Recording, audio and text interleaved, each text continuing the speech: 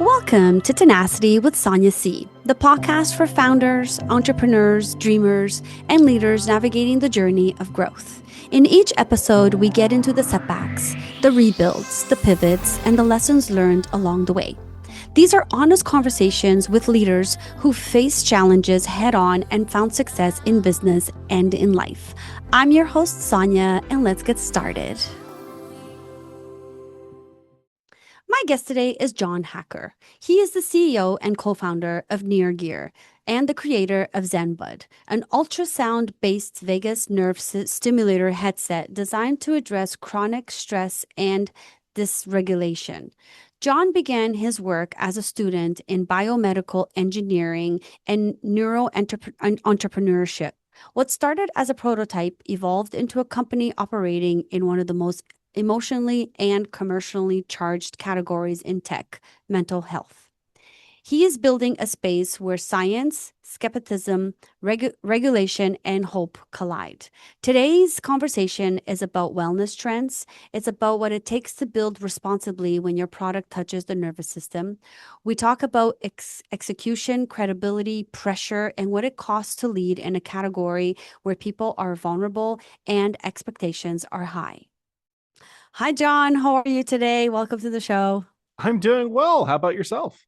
I can't complain, Well, I'm excited to get into this conversation with you. I think it's going to be very unique for our founders to hear the technology that you've built, but also how it can help founders in their founder life and startup journeys. So let's get into it. You ready? Sure, let's do it. Okay. Where do you want to start? Let's start with your technology. So what problem were you trying to solve when you first started building this technology? So, Simon Sinek has like the start with why. I'll give you the why statement I've developed over time. It was not nearly this clear when I started. I'll be honest, though. My mission, everything I do is to liberate human consciousness. Because there was a very long period of time, especially when I was younger, where I dealt with severe OCD and I felt completely out of control. I felt out of control of my life and how I interacted with the people around me and my ability to control the own path that I had, because everything felt robbed from me on a daily basis. And that really started to instill in me the desire to liberate both myself, because of course, I feel like most good whys start with a selfish reason, for better or worse, and then eventually to help liberate others. So that's been my why, so to speak. Okay. But you were in school when you started this project, Yes. right? So I'm just trying to think of at that time and that age where you were and sort of developing this. At what point did you realize that this could become a company?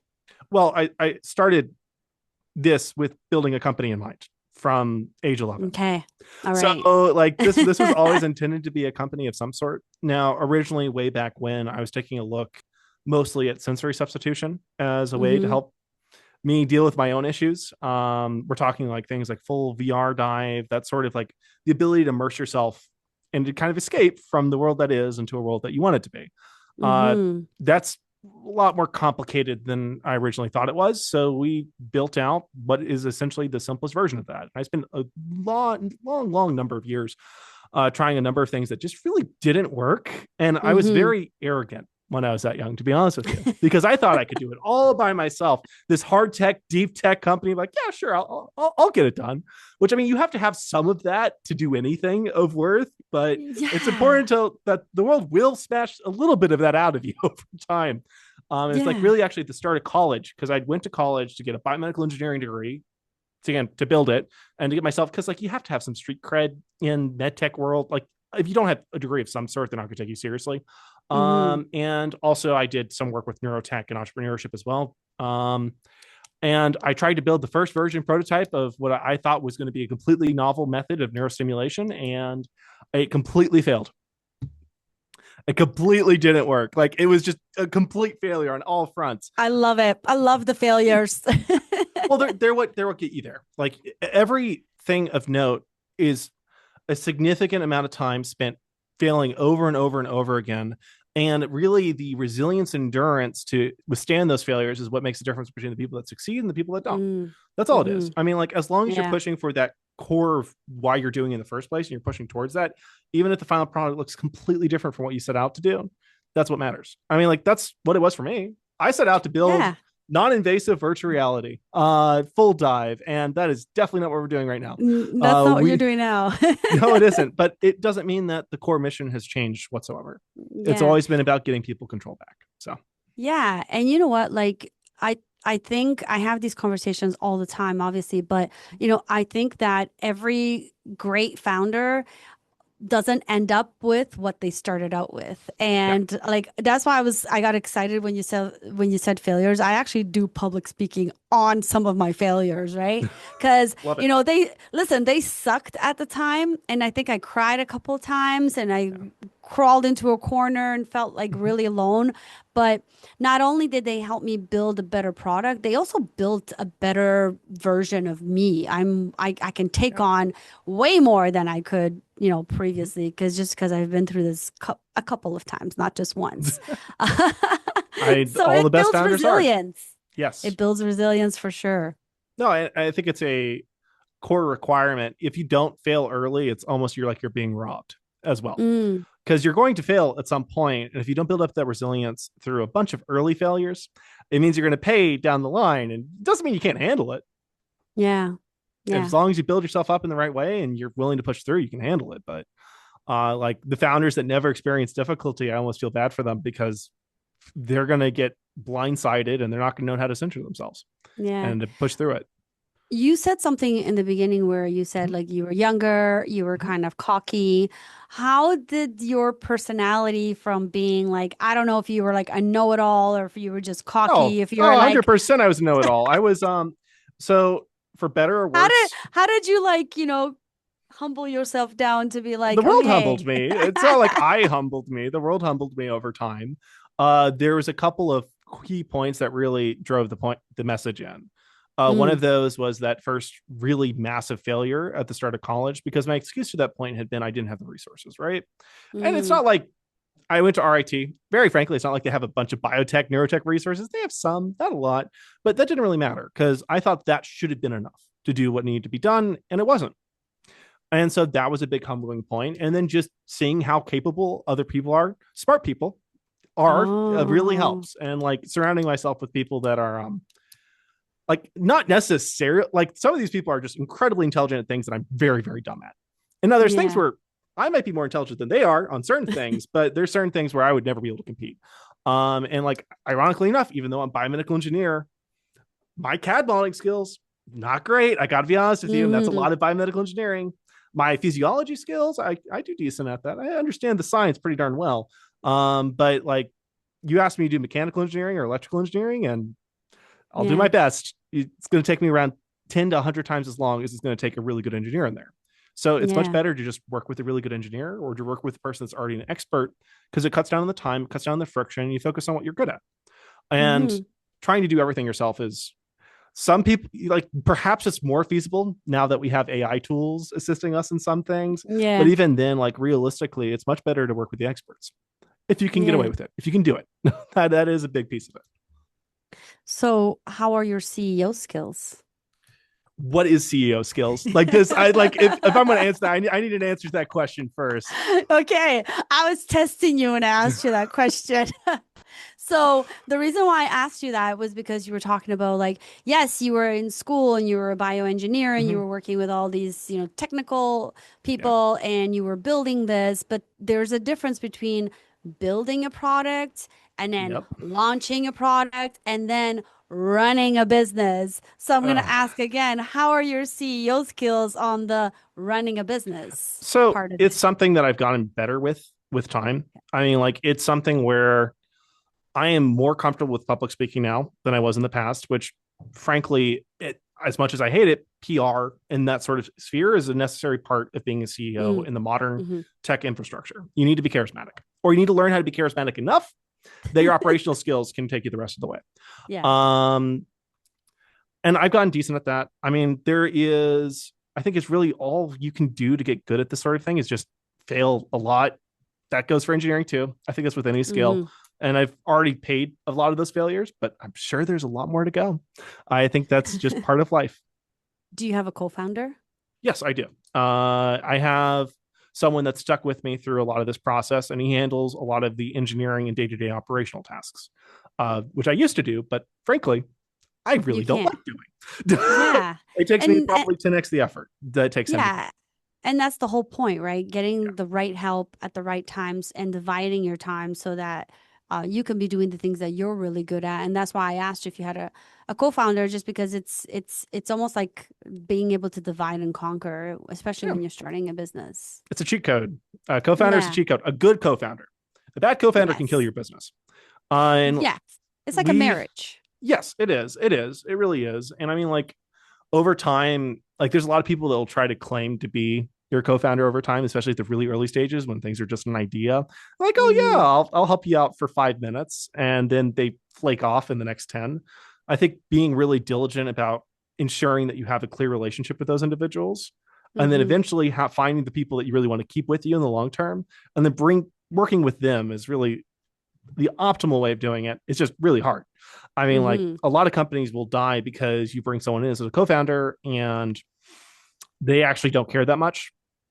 And But they so, own shares and you're stuck with them. and then you have dead shares. And realistically, at a certain point, like, I'd say if your cap table has, and this is probably very generous, 30% Mm-hmm. or more dead shares, you're not fundable. So you're gonna have to find a different way to grow. Realistically, it's probably a lot less than that. So Yeah. it's difficult. Like, there's so many different. I feel like the job of a good CEO is to see everything at once and to have an understanding of how to navigate the tightrope to Mm-hmm. solve whatever the problem of the day is, and to set ourselves up well to solve the problems of tomorrow. So you're operating in the mental health and neurotechnology space. Mm-hmm. What responsibility comes with building in that space? Well, you have to have a good understanding of the science. That's a starting piece, and that's something that a lot of founders don't want to have to do. It's a Mm-hmm. pretty big prereq because it basically narrows down the number of people that can start a good company in the space from everyone down to a minority of, like, what, maybe one less than 1% of the population has the necessary understanding of the technology and the body to actually even attempt something like this. Mm-hmm. And that brings its pros and cons. There's a larger moat for copycats, don't get me wrong, but it also Mm-hmm. means that there's a lot of people that are outside of that 1% that want to try to get in there. And if they do the learning, it's great. But if they think they don't need to do the learning and then just wing it, that can cause really big problems, especially when you're dealing with people. You're dealing with mental health. That's something that Yeah. is core to someone's identity. It's core to what they need, and it's core to their experience. Like, you have to do your research if you're working in this field in particular. And it's difficult. It's expensive. You're not going to get it well funded through grants, especially in the US right now. Best of luck with you. Mm-hmm. If you have it, if you get one, great. So it requires really good partners, or it requires really good co-founders that know how to do that clinical research. And that's difficult, really Yeah. difficult. Yeah, I feel like the more like I've seen more and more devices now Mhm. around like neurotechnology and brain Yes. function. So it is becoming a larger space in the tech field. I guess it's because mental health is on the rise and people are Yes. looking for solutions, right? How do you, I mean, I'm sure all of your competitors are like, we are the one. Yeah. Of course they are. Well, and that they should be. That's what they should be doing. They should believe Yeah. that. Otherwise, they shouldn't be doing it. Like, you But should how always do be aiming to be you number one. but how do you like get rid of the let's call it the garbage? Like Well, how the garbage gets rid of itself. So realistically, okay. like, in the industry, the garbage will self-filter. There's a competitor that we have today that claims to be doing similar tech space, which this is the vagus nerve space. I'm not going to name them out, but they already are in a number of active lawsuits. They already have FDA mod complaints, and they're already making claims language which is not compliant. Mm, And they're self-filtering out. They're going to put themselves into right. so much legal trouble and fees that I don't expect to see them in 3 to 5 years, which is Right. when this space is really going to mature to its full size. Now, that doesn't mean that they won't be able to make it past it, but, like, us focusing on that, it does not do anything to help us grow the company. We need to be Mm, focusing on our own growth over time, and let their competitors self-select out, which they're already doing, very yeah. frankly. No, it's always really focusing on your competitors. Learning from your competitors is great. Focusing on your competitors, Hmm. I think, is a mistake, at least in my opinion. Yeah. Though I No, will I agree. say that this space in particular, and this goes for the entire wellness space, has a lot of bullshit in it, very frankly. There's a lot of Yeah. BS. There's a lot of things. companies that never did a lick of science and they claim to have internal studies that have never been peer reviewed or published. Something's not peer reviewed. It doesn't exist. Mhm. I'm sorry. Well, There's no yeah. referee. I mean, because that's one of the things I was going to ask you. Not that I'm trying to be like a Debbie Downer, but I was going to say like a lot of devices that like I love devices. Like I want to try everything. Give it to me and I want to try it. But I'm not Mhm. going to lie. There's been times where I'm like, wait, was that just like a, did that really actually do anything? Placebo Like, effect for a lot yeah, of is it a devices is pretty placebo big. effect? So, Yeah. well, so here's something I'm going to open your eyes on science in general. First off, Okay. whether you're in medtech or in wellness, there's a lot of BS. There's a lot of science that is published that is underpowered, that's never well constructed, and it's so easy to lie with statistics. It's ridiculous. Like you can Mm, basically tell whatever story you want with whatever data set that you want. If you have someone that's skilled enough, and the only people that are going to be able to call you out on it are high power statisticians, and guess what? They don't have the time to cover the sheer amount of BS in the industry. And it's not in their interest to either. They're making really mm, good money on Wall Street usually. Um, to be honest. right. So, and this goes for even things that are very common household items. Again, I'm not going to mention some of them because I'd rather not get sued. But Yeah, there's no. yeah, but there's a lot of different items that we think are commonplace that have never gone through great clinical rigor. Mm, Now the nice thing is that we now have these great analysis and search tools that exist that might end up leading to the end of the human race, but for now they're useful. AI is actually really yeah. good at doing base analysis on some of the data that's out there. Though you can still trick AI with enough SEO content, it'll still say Mm, things that aren't true, but it is a better place than we have been in the past. But a lot of yeah. devices don't have a single lick of clinical data. They've never done research. They copy something that has been researched, but they don't even copy it properly. So it's kind of like Mm, trying to what's a good example here? It's kind of like saying, okay, I'm going to try to copy Phillips head screwdriver, right? And then they have to have a blunt tip and they're trying to slam it out, trying to slam the screw out. And that just doesn't work. You need a Phillips head mm, screwdriver and it has to conform to those standards. Or you have to find some sort of new method of utilizing that blunt head tip, a different tool. And maybe that'll work, but you have to do your own research. And I mm-hmm. always hate it when companies claim that they have hundreds of studies and their studies on not their device. Right. Okay. Studies on a general device that someone concocted in a lab that has completely different parameters, has completely different time sensitivity. It's like it's not real data, at least for their Mm-hmm. device. It's real data for that lab. Don't get me wrong, and maybe it supports the general concept, but unless you have data with your device and your methods and your parameters, it's useless. At least for proving your claim. But from a Yeah. general, from our perspective, as Yeah. people that exist in this world are being sold things every day, it's really hard to tell the difference sometimes. Hmm. Okay. So there's all this hype in wellness and biohacking right now. Going back to what we just talked about, how do you protect scientific credibility while building a company that has that has to market and Hire sell? a chief scientific officer. Sure, they have the PhD or the MD that they need, and they are Okay. working with you. It's going to be a drag on your finances from the very start. And it's going to make you move maybe a little bit slower on consumer side, but sets you up really nicely to have good clinical data, sets you up as a much better acquisition target down the line because you're building something that's not just a wellness fad, you're building something real. You're building something Mm, that could eventually, for example, go through the FDA or the regulatory agencies that have an indication. And the valuation of a med tech company versus just a wellness company, you're talking like 100 to 1,000-fold return yeah. difference. So you're spending a little bit of money up front or a little bit more shares if you bring them on as co-founder to get some of that basic validation done. And the other reason why, and this is best done, very frankly, with devices that are non invasive and low risk. High risk devices, you're not playing in the commercial world at all. You're raising hundreds of Mm-hmm. millions of dollars from your medtech VCs up front. If you don't have those connections, best of luck. It's probably better to focus on a different industry because Yeah. that's just kind of how things are. I tried to go that route. Actually, when we just Mm-hmm. started, we tried to go pure medtech VC route, but I didn't have 3 PhDs to my name and I wasn't 50 years old with 3 exited startups behind my belt. So, what was the highest pressure moment you faced while building Neurgear? So Nergear has gone through its pros and cons, its highs and lows. And if you want to find out more about us, Zenbud is the brand title. So that's usually where you're going to find out more information. So you can look that up. But I would say the highest pressure point is every single day pressure will increase because we want to grow fast. We're Mm, super urgent here and we don't want to stop growing. Now, don't get me wrong, there's been periods of time where we had a contractor that tried to screw us over, and that put us into a pretty bad financial place, or that put us into a pretty bad place with our technology. And there's some actually really cool stories we could talk about sometime on a couple of those instances.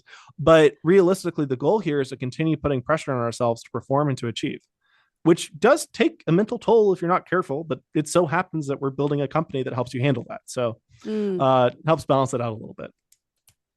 So let's get into your tool for a little bit. I Sure. want to talk more about like your experience as a founder, but just because I'm curious for myself, Yeah, I love fair those enough. kind of tools. So how can a founder use a tool like yours to help with stress, mental Yeah. blockage, just general like better living? Because you and I were both founders. We know what Mm-hmm. it's like. Some days are great. Some days are the highs are highs Yeah. and the lows are really low.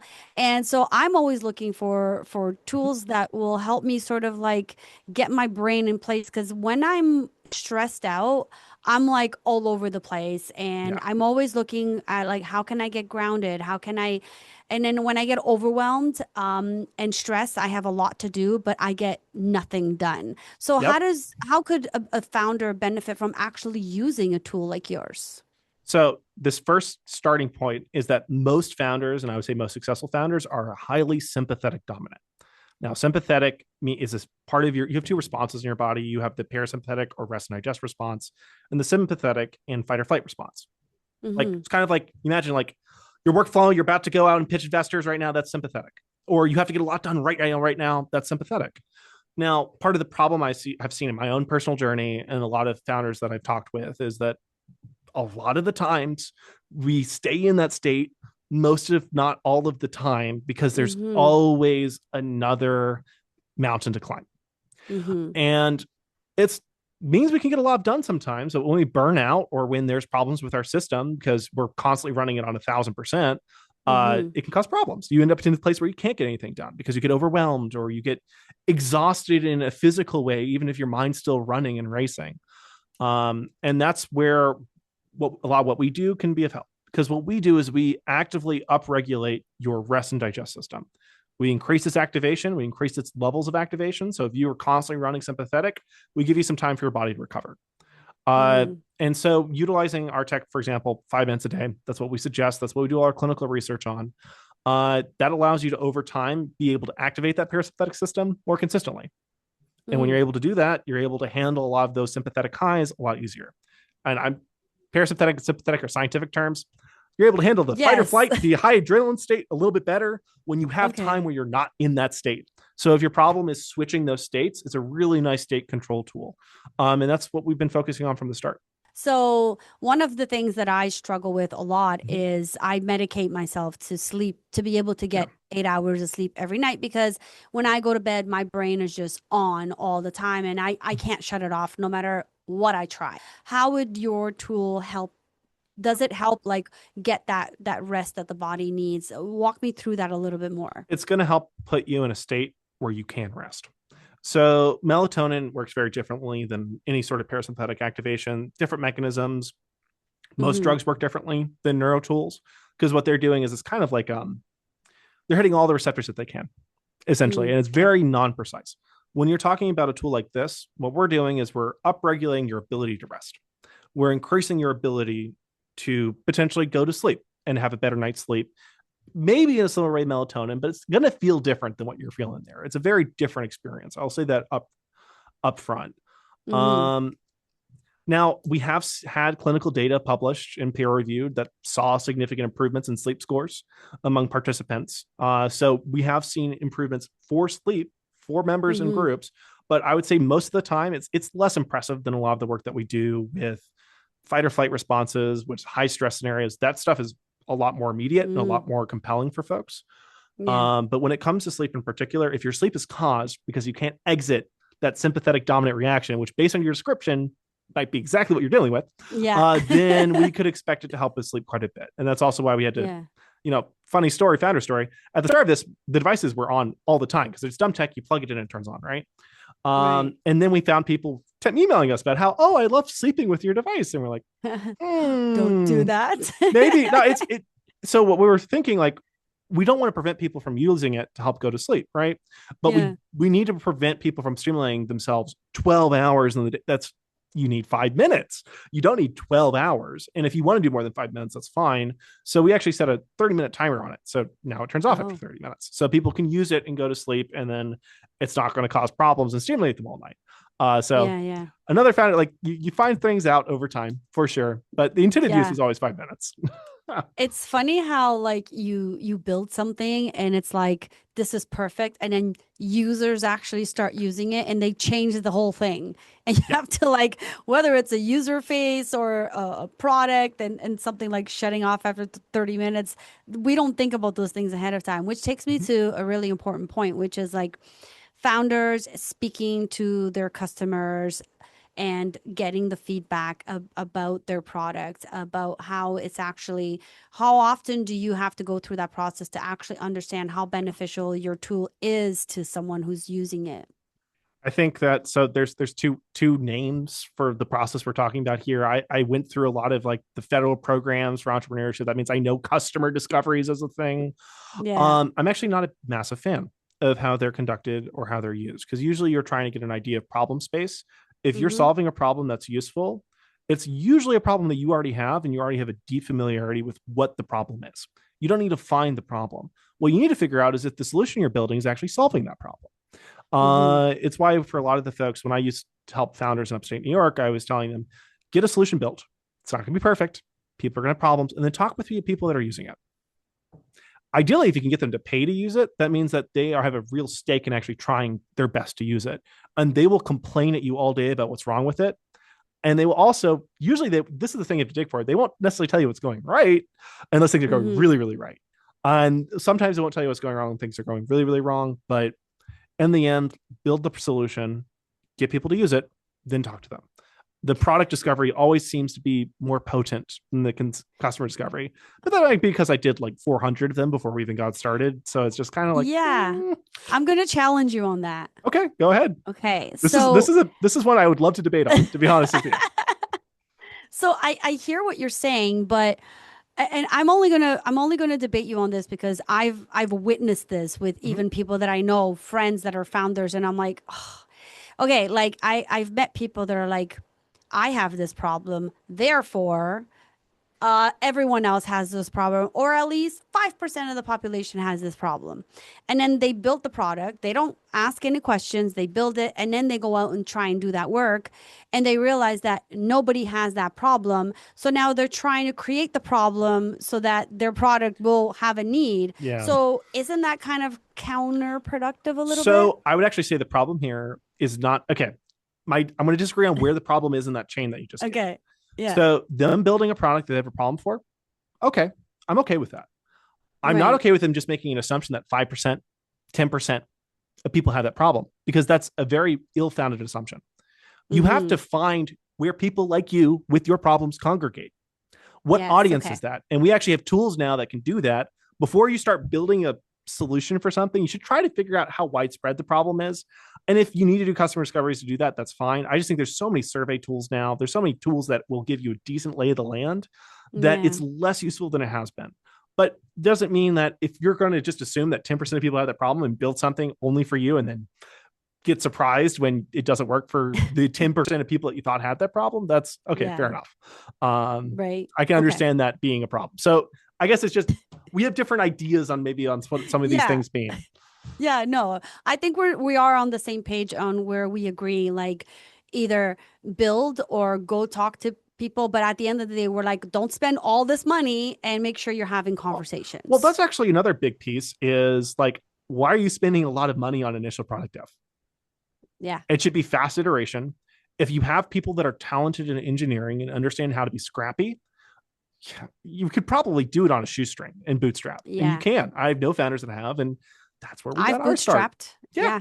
No, and so you shouldn't be spending money, a significant amount of money in the early stages. Don't contract a design firm to design you this lovely app before Hmm. you've even gotten a single person to pay for it. Get 10 people to pay for it. It describe the problem for you. They're paying customers now. Now it's product discovery, not customer discovery. And you know they're going to pay for it. So you know it's something that they're going to want. Yeah.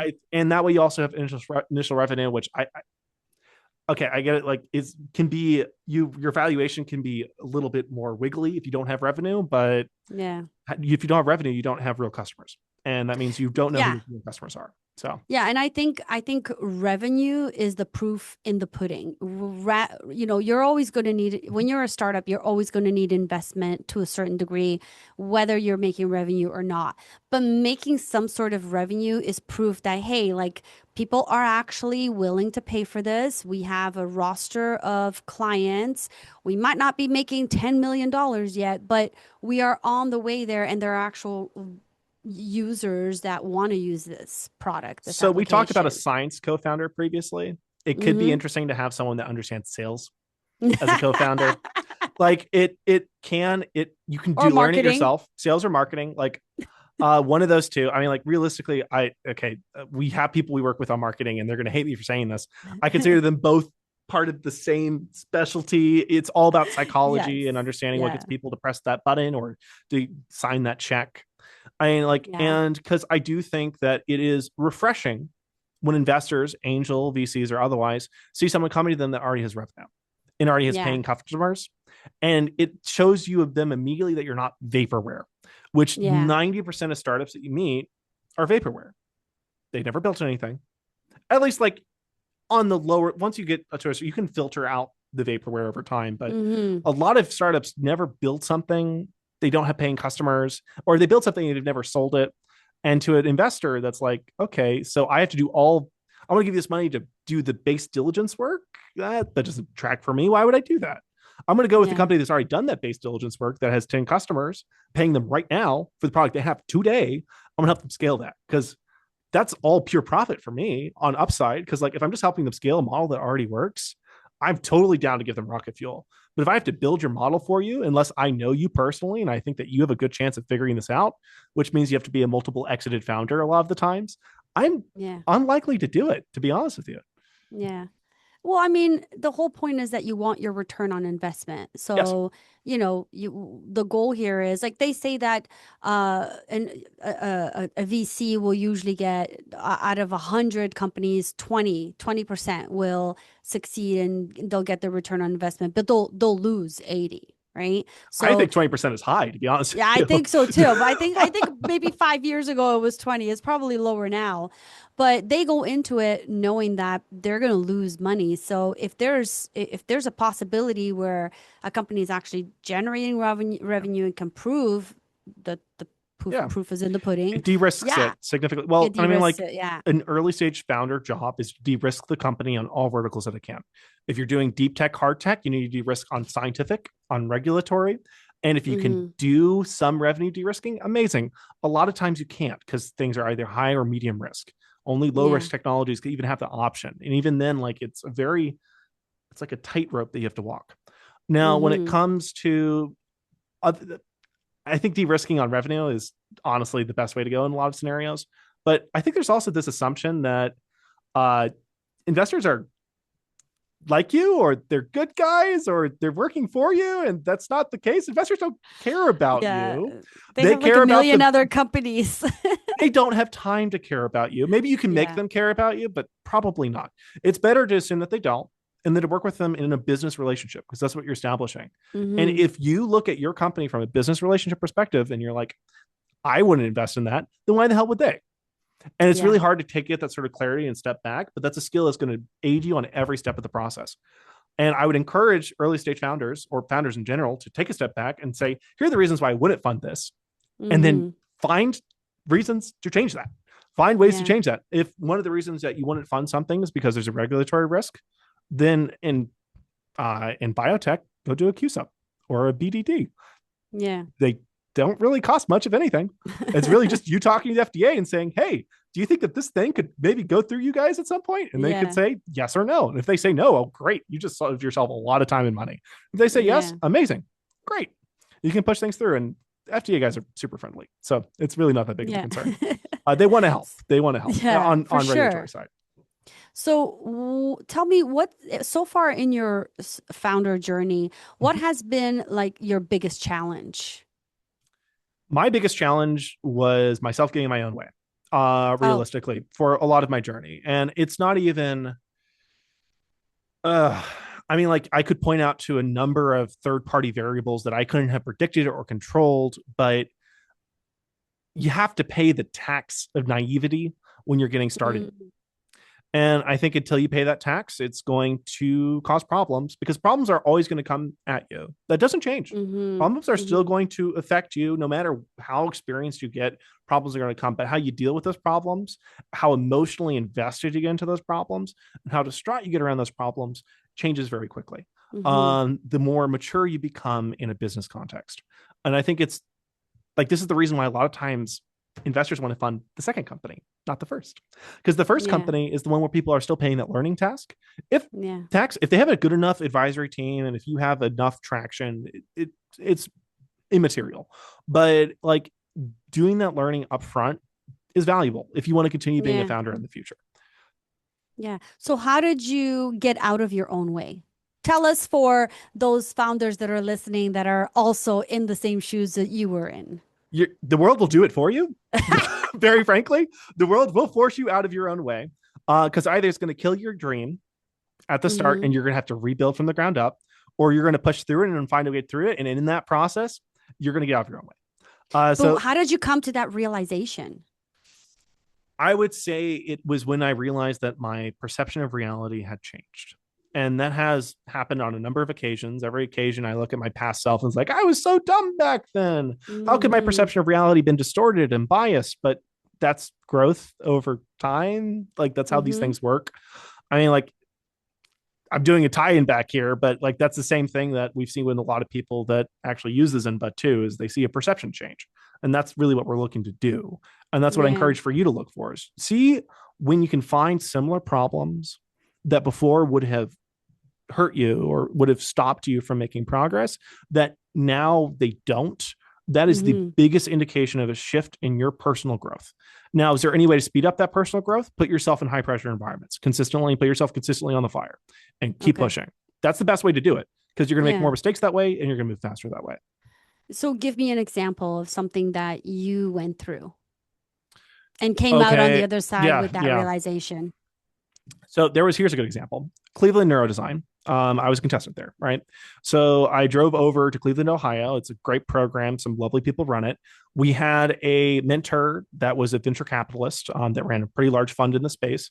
And I worked with a team that I'd never met before. We spent like 3 all-nighters building Mhm. out this business idea. And we pitched it and we won the competition.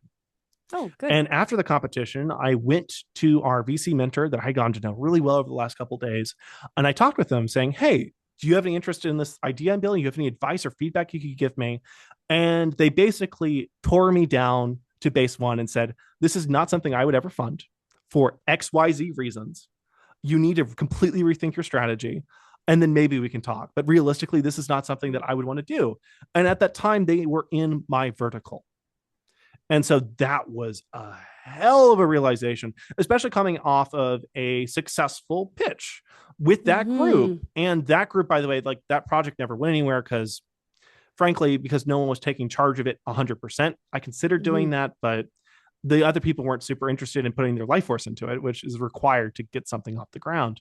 Yeah. So I drove 5 hours back and we completely changed our strategy from there. And we pivoted hard. And I learned a lot of lessons from that. And I also learned a lot of lessons. And I don't think all of them were correct at the time, too, because I Mm. actually realized later on that that VC in particular had some conflicting interests in the space. They had another investment in the space doing something similar. And Okay. so they were also taking a look from their perspective. But in the end, they still gave good feedback.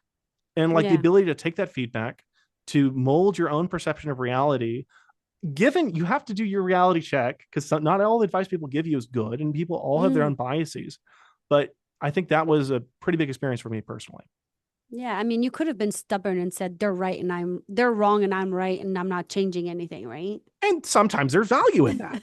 I'm not saying that's always the wrong solution. And as a founder, you sometimes have to be Yeah. comfortable doing that, especially as you understand the biases of the individuals you're interacting with. Yeah. Now, like, especially because like there are people that do not have your best interests in mind and that will give you bad advice. Okay. And analysis paralysis with bad advice sucks. Like there was this period of time when I was getting really early started out. Like that was still back in college and like things hadn't really coalesced yet. I was on the previous company that we eventually took the ashes of that and built something real with this one. But I had gotten two completely contradictory pieces of advice from two core advisors, both experts in their field, or at least proclaimed to be.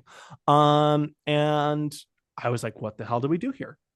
This person saying that this is the right thing, this person saying this is the right thing. In the end, we did the one person's thing. The other person got upset about that. And I'm like, you can't get upset at me here. The advice here is what I have to, and I have to make the decisions based on the advice that I'm been given, and based on the parameters in the field, and do the right thing for the company because I have a fiduciary duty to the company.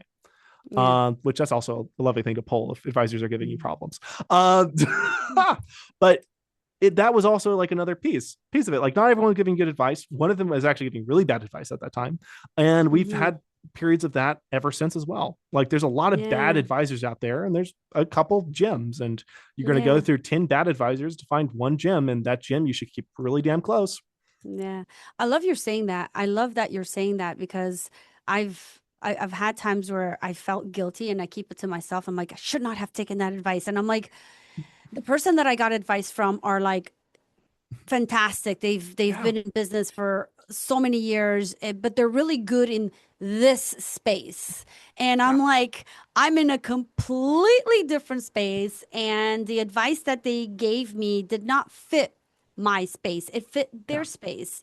And I think as a founder or CEO or a good leader, like you said, you have to like look at the advice that you're being given and say, does this fit my space or my industry or my client base? And if it doesn't, okay, how can I take that advice and fit it into somewhere in my, does it, first of all, does it fit, or can I fit it somewhere? And I think in the beginning of like my journey as well, I made so many mistakes because I just wanted to take everybody's advice, and I thought everybody knew better than me because I thought I was kind of dumb. And I was just like, yep, I'm going to do what everybody else says because they have way more experience and they know what they're doing. And then I completely failed. Because they're not in the business with you. Like that's Yeah. actually a key piece with a lot of advisors is they don't have the full context of the situation that you do. And Yeah. I think a lot of the That's time when such a you're, good point, by the yeah, way. I've seen it. But a lot of the times as a young founder or as a starting founder, when you're just getting started out, you're told that you need to be compliable and that you should always take advice and that you need to learn from the people that have been in it for a very long time more than you. And because they'll give examples of founders that didn't listen to their advice and did XYZ. But realistically, at the end of the day, you'll be judged for the decisions you make. Your Yeah. advisors won't. Oh, they probably just didn't take the advice. Or, oh, there was some other problem, right? In the end of the day, you're responsible for the decisions of the company. You're the one with the fiduciary duty to the company, and you have to make the decisions that are best fit for what your company needs at that stage. And that's a Yeah. hard lesson to learn because you're constantly told to the opposite at the early stages. So you have to learn that lesson. That's another perception shift.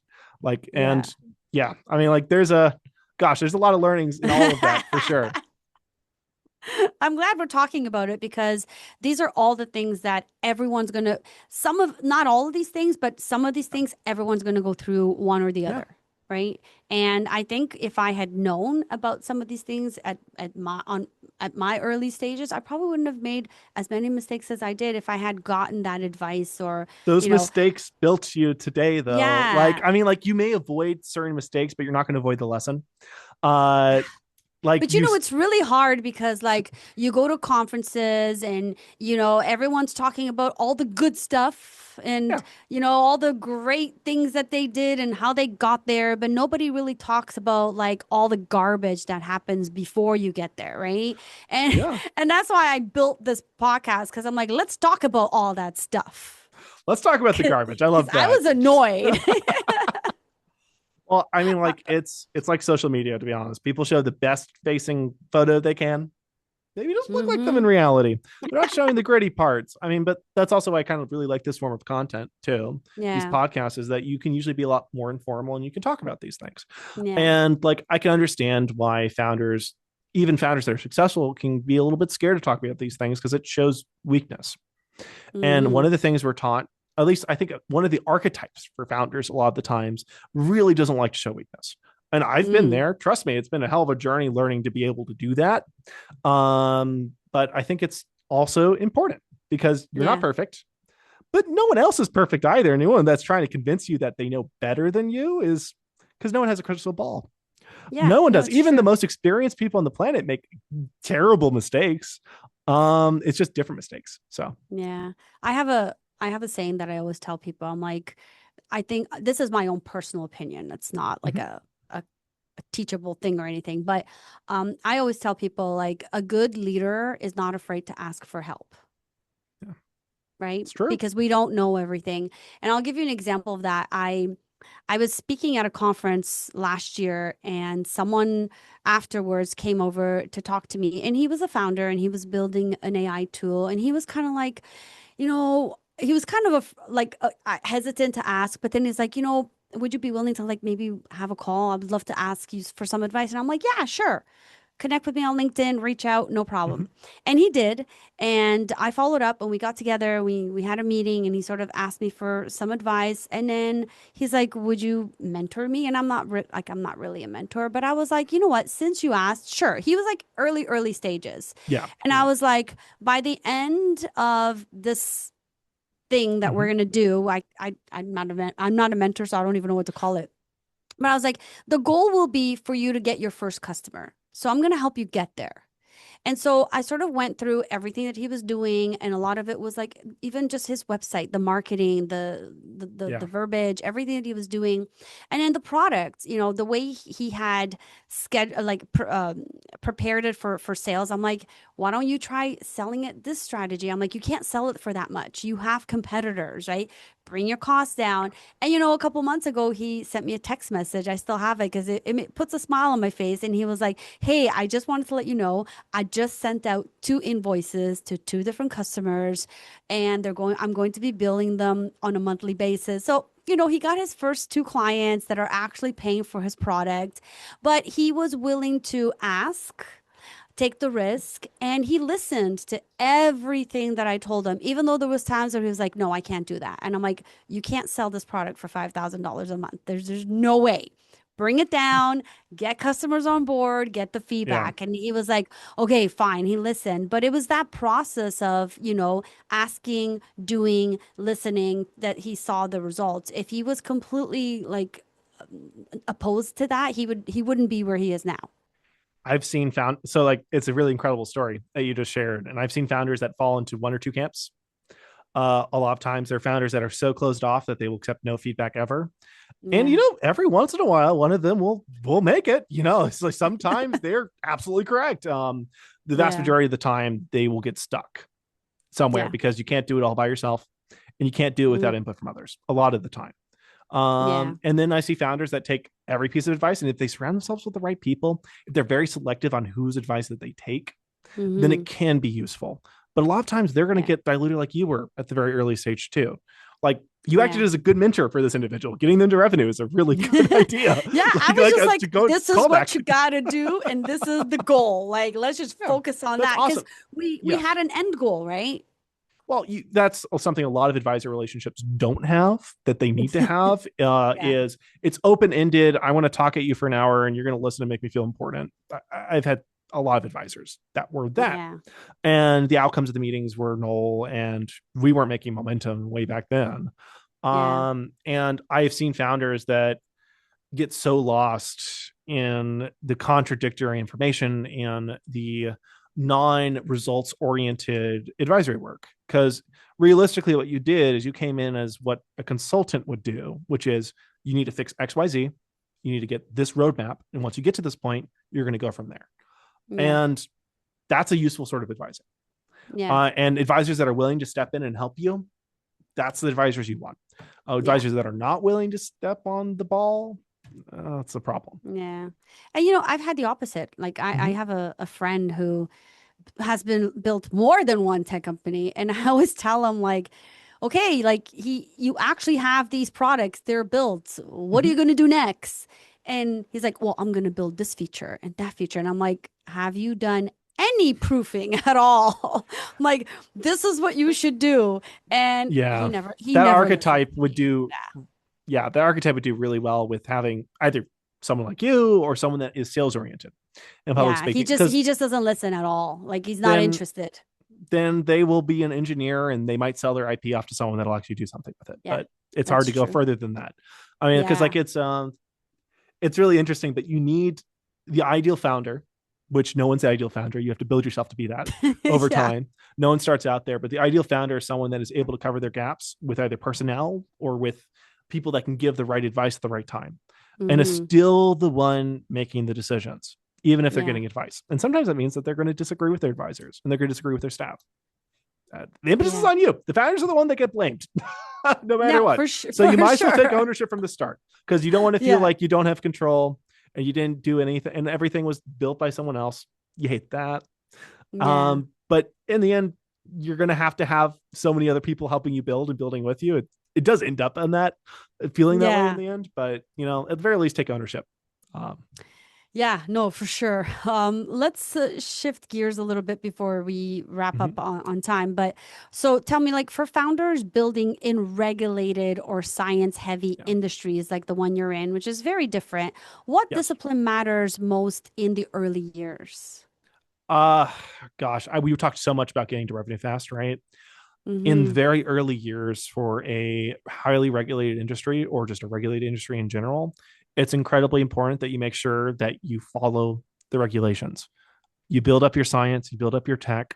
If there is a way that you can get revenue while following those regulations, like for example, an Mm-hmm. IDE or going through different university ecosystems or partnering with different labs, then there's something there.